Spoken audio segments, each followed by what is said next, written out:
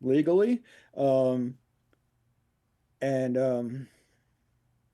you know, nobody has any idea what happens next. You know, there's no consistency here. Right. It certainly weighs on my mind. Um, I'd rather not get sued, and I think I could speak safely for anybody. Um, All right. I'd rather not. I don't know how Right, else to put it. I'm sorry. All right. No, we'll leave it there then, David Weiss. Thank you very much for coming on the program. Okay, thank you so much. All right, that's all for the moment. But as we go, we'll just look at some pictures coming in from some parts of the US which are preparing to ring in the new year. Those are the pictures from Times Square. That's what it looks like in New York, where several have gathered to get a front seat view of the world famous ball drop. We also have preparations here in Washington, D.C., where projections are expected to illuminate the Washington Monument as well. There are also likely to be fireworks at the National Mall. That's all for now, but do stay on with BBC News.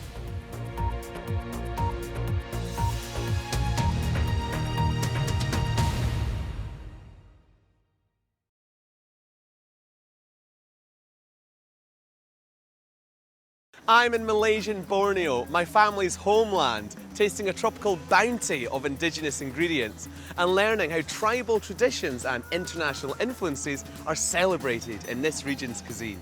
Join me, Nick Queck, for Discovering the World's Table on BBC News. As AI-generated tracks top the charts and streaming platforms are deluged with AI-made music, is the industry being taken over by artificial intelligence? We'll hear from a former major label boss and a leading music streamer on how the industry's fighting back. That's Talking Business this week on BBC News. We're going inside the world of entertainment TV with the people behind some of the biggest hits. Celebrity Traitors, Hunted, Pointless, all are formats enjoyed by millions around the world. But how do you go from an idea to a blockbuster? It's all on The Media Show on BBC News.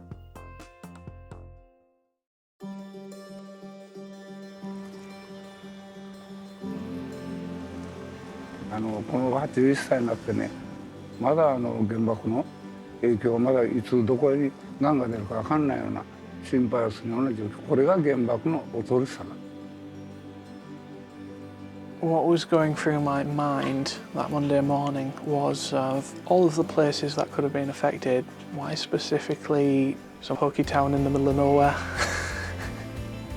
Without bringing new people into the game and inspiring the younger generations, the game won't continue. We take in about 150,000 tonnes of waste per annum. There's a bit of out of sight, out of mind.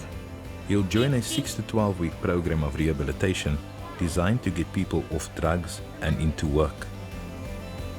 Documentaries from around the world. Watch on BBC iPlayer.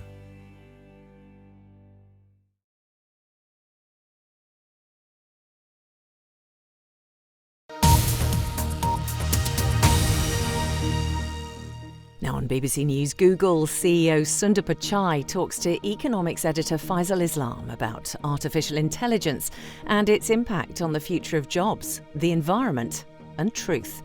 The interview.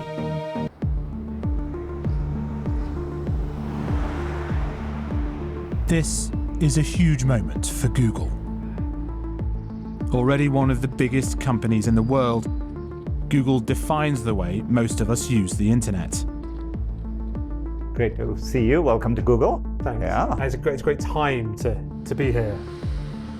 They're in the middle of an AI race, where the only way to win is to keep spending trillions of dollars. This is exactly where those trillions of dollars are pouring into racks of supercomputers full of thousands of the world's most advanced AI superchips, probably the most important objects in the world economy right now. These chips and the power and the land and the buildings, and we are back to a time when physically we need to build things and scale them up. Right. We've been invited to their California campus at the heart of a booming Silicon Valley to speak to one of the most powerful men in the world. AI is the most profound technology humanity is ever working on. It has potential for extraordinary benefits, and we will have to work through societal disruptions. but also to have a look under the hood. To try to find out if big tech can deliver on the hype. There are moments these AI models fundamentally have a technology by which they're predicting what's next, and they are prone to errors. And just maybe get a glimpse of the future.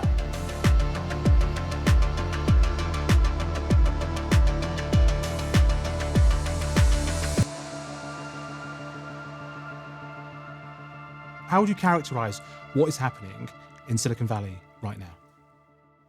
Well, it's an extraordinary moment even by Silicon Valley standards. Every decade or so, you have this inflection points. You have a new technology. It was the personal computer at one point, the internet coming in the late 90s. Then it was mobile. Then it's been cloud, what we call as cloud. Now it's clearly the era of AI. And that's the excitement you probably felt around campus as well as in this whole region. And can you give us a sense of the scale, the sheer amount of investment going in? One way to think about the scale is what we are all investing in capital to build out the infrastructure that's needed for artificial intelligence. Maybe 4 years ago, Google was spending less than $30 billion per year. This year, that number is going to be over $90 billion. And if you collectively add what all the companies are doing, we have well over $1 trillion of investment going in building the infrastructure for this moment. And one way I think about it is in the next couple of years, we'll end up building what we probably built in the past 10 to 20 years. So hopefully, just in a couple of years? That's right. So that gives you the scale at which this is ramping up. Now, you mentioned some of those phases of technological advancement that happened with much market excitement as well. And the obvious question, and it's around the whole of this country and the whole of the world right now, is it a bubble? You see real demand, and we are constrained in our ability to serve that demand. So, and given the potential of this technology, the excitement is very rational. It's also true when we go through these investment cycles, there are moments we overshoot, right, collectively as an industry. We can look back at the internet right now. There was clearly a lot of excess investment, but none of us would question whether the internet was profound or did it drive a lot of impact. It's fundamentally changed how we work digitally as a society. I expect AI to be the same. So I think it's both rational, and there are elements of irrationality through a moment like this. No company is going to be immune, including us. If you overinvest, we'll have to work through that phase. For many years, we have taken a deeply differentiated approach to how we have approached AI. So we are better positioned to take a long-term view and approach this moment. $1 trillion is such a huge amount of money, it can be hard to grasp what they're spending it on. But this is the scale of investment from other giants like Microsoft, Meta, Apple, and ChatGPT inventor OpenAI. I'm on my way to a very noisy lab to get a snapshot of where all that money's going.